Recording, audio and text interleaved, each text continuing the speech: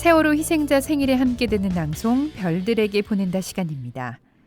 1월 13일 오늘은 단원고등학교 2학년 4반 장진용 학생, 2학년 10반 김민정 학생의 생일입니다. 반 순서대로 소개합니다. 4반 장진용 학생은 누나가 하나 있는 두 남매의 막내입니다. 진용이는 누나하고 사이가 무척 좋았습니다. 누나랑 같이 다니면 진용이한테 주변 사람들이 여자친구냐고 물어볼 정도로 다정했습니다. 진용이는 운동을 좋아했고 특히 축구를 제일 좋아했습니다. 진용이는 운동도 잘하고 잘생기고 예의 바른 성격에 책임감이 강해서 친구들한테 인기가 좋은 아이였습니다. 진용이는 친구들을 집에 불러와서 같이 노는 것도 좋아했습니다. 진용이 아버님은 일본 음식점을 경영하시는 사업가이신데 진용이 친구들이 놀러오면 아버지께서 직접 요리를 해주셨다고 합니다. 진용이의 좌우명은 폼나게 살자였습니다. 진용이는 세월호 참사 사흘째인 4월 18일 오전에 가족들 품으로 돌아왔습니다. 4월 20일에 김초원 선생님, 남윤철 선생님과 함께 치러진 진용이의 발인식은 단원고 학생 희생자 중에서 첫 발인이었습니다. 진용이가 떠나는 마지막 길에는 가족과 친척분들 그리고 어렸을 때부터 진용이를 좋아했던 친구들이 100명이 넘게 모여 진용이를 배웅했습니다. 같은 날 생일인 2학년 10반 민정이는 언니가 하나 있는 두 자매의 막내입니다. 집에서는 엄마 아빠를 항상 껴안아드리던 애교쟁이 귀염둥이 막내딸이었습니다. 조금 엉뚱한 면도 있어서 언니한테 4차원이라고 놀림받기도 했습니다. 민정이는 피아노를 잘 쳤고 학교에서 공부도 잘하고 친구들하고 잘 지내는 활달한 아이였습니다. 민정이는 엄마 아빠 생신에는 언니랑 둘이서 직접 케이크를 만들어 드렸습니다. 주말에 엄마가 출근하시면 도시락을 싸드리기도 했습니다. 민정이 꿈은 약사가 되는 것이었습니다. 엄마한테 나중에 내가 약국 차리면 같이 가게 봐달라고 늘 말했습니다. 수학여행을 떠나던 4월 15일은 엄마 아빠 결혼기념일이었습니다. 다음날 참사 소식을 듣고 가족 모두 애타게 전화했지만 민정이는 전화를 받지 못했습니다. 민정이는 참사 일주일 만에 가족들 품으로 돌아와서 지금은 친구들과 함께 안산 하늘공원에 잠들어 있습니다. 그리고 엄마 꿈에 종종 찾아와서 살아있을 때 했듯이 꼭 안아드리곤 한다고 합니다. 오늘 진용이와 민정이 생일에 광화문TV에서 함께 들어볼 낭송은 14번째 304 낭독회 다정한 약속이 곁에 있고에서 낭송된 장은영님의 타인과의 약속 중 일부입니다.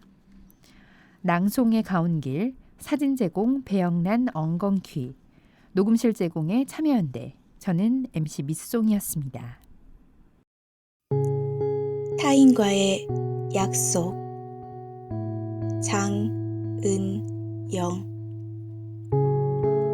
2014년 4월 16일 아침 세월호가 침몰했습니다. 우리를 응시하던 타인의 눈동자도 함께 침몰했습니다.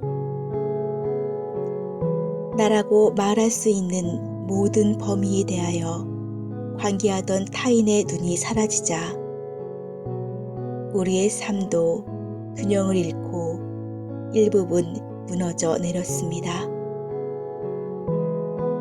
슬픔과 애도라는 말로는 설명하기 어려운 공허와 폐허의 상태가 펼쳐졌습니다.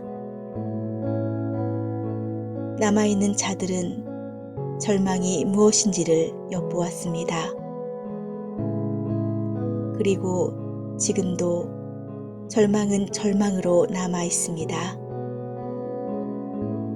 일상이 절망으로 바뀐 그날 이후 오늘이 왔고 저는 우리가 함께 소리내어 무언가를 읽어야 하는 이유는 무엇일까를 생각해 봅니다.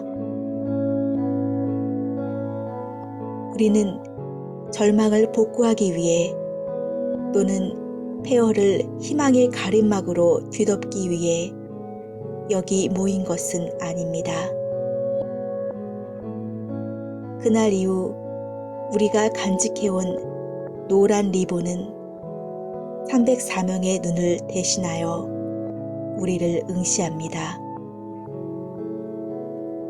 우리가 삶과 죽음을 서로 지켜보는 존재라는 사실을 기억하게 합니다. 그래서 우리는 남아있는 자로서 경험한 모든 일들을 증언하려고 합니다. 무엇을 증언해야 하는지, 어떻게 증언해야 하는지 정해진 것은 없습니다. 시와 소설을 쓰거나 영상과 음악을 만들거나 그림을 그릴 수도 있을 겁니다.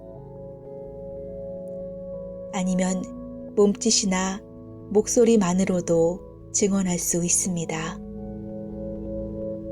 증언은 기억하겠다는 약속입니다. 여러분이 무언가를 말할 때 이미 약속은 성사되고 있습니다. 304명이 우리에게 다시 돌아오지 않는 한 증언을 마쳐야 할 시간도 돌아오지 않겠지만 지켜져야 할 약속은 계속 맺어지고 있습니다.